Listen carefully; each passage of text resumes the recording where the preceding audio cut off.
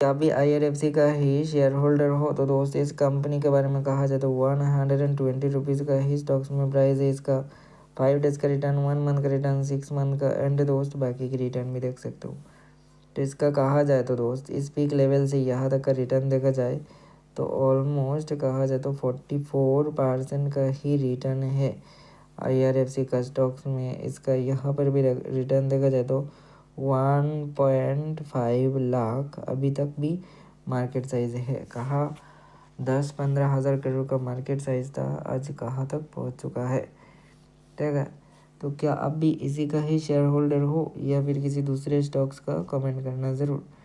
But अभी के time पर इस पर्टिकुलर स्टॉक्स में कोई भी पॉजिटिव ट्रेंड है ही नहीं। और भी बहुत सारा स्टॉक्स का हमने वीडियो चैनल पर डाल कर रखा है, तो जाके देख सकते हो।